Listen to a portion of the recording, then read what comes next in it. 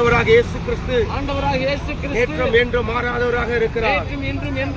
அவர் என்றென்றும் மாறாதவராக இருக்கிறார். அவர் நம் துக்கங்களை ஏற்றுக்கொண்டார். பாடுகளை சுமந்து கொண்டார். நமக்காக இயேசு அடிக்கப்பட்டார். கால்களில் ஆணி அடிக்கப்பட்டது. அவர் கரத்தில் ஆணி அடிக்கப்பட்டது. தலையில முள்முடி சூழப்பட்டது.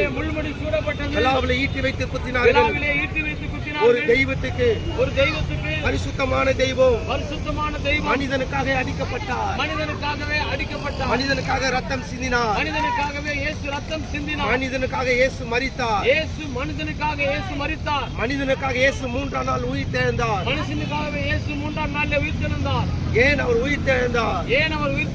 அவர் ஜீவன் உள்ள தேவன். அவர் சர்வ வல்லமுள்ள தேவன். அவருக்கு நிகரான இந்த உலகத்தில் எதுவுமே இல்லை. அவர் ஒருவரே மெய் தேவன். அவர் ஒருவர் தான் பரிசுத்தமான தெய்வம். பூமி எங்கும் அவர் ஒருவர் தான் தேவன். அவர் ஒருவர் தான் ரட்சகர். இந்த உலகத்தின் பாவத்தை சுமந்து தீர்க்கிற தேவ ஆட்டுக்குட்டியாக இருக்கிறார். மனிதன் நரகத்துக்கு போய்விடக் கூடாது. மரிக்கிற ஒவ்வொரு ஆத்மாவும்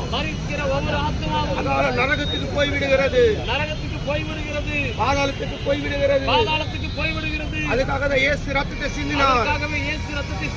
மனிதன் அங்க போய்விடக் கூடாதுன்னு சொல்லிதான் இயேசு சிலுவையில தொங்கினார். இயேசு 3ஆம் நாள் உயிர்த்தெழுந்தார். மரணமே உன் கூர் எங்கே?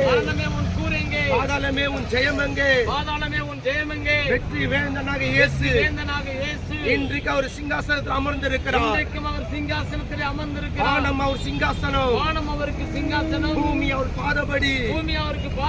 இந்த சர்வலோகத்துக்கு இருக்கிற ஆண்டவராக இயேசு கிறிஸ்து மீண்டும் வரப்போகிறார். மனிதன் நியாயத்திற்கிற நியாயாதிபதியா இயேசு வரப்போகிறார்.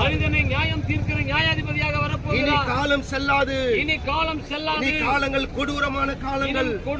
காலமாக இருக்கிறது. எந்த சரித்திரம்னால சமாதானம் இல்லை. எந்த பக்கம் திரும்பினாலும் சமாதானம் இல்லை. பாவத்தில் விழுந்து கொண்டிருக்கிறாங்க. மனிதர்கள் பாவத்திலே விழுந்திருக்கிறார்கள். பாவத்தை தண்ணீரை போல குடிக்கிறார்கள். குடித்துக் கொண்டு சமாதானம் இல்லை. சந்தோஷம் இல்லை. தேசத்திலே சமாதானம் இல்லை. பட்டணத்திலே சமாதானம் இல்லை. குடும்பங்களுக்குள்ளே சமாதானம் இல்லை. வேலை ஸ்தலத்திலே சமாதானம் இல்லை. வாழ்க்கையிலே ஒரு செழிப்பில்லை. எங்க இந்த சரித்திரம்னால வேதனைகள். மனம் திரும்புங்கள். உங்கள் பாவத்தை விட்டு மனம் திரும்புங்கள். சற்று யோசித்து பாருங்கள். சிந்தித்து பாருங்கள். இயேசு ஒருவரே மெய்யான தேவன் என்று ருசித்து பாருங்கள்.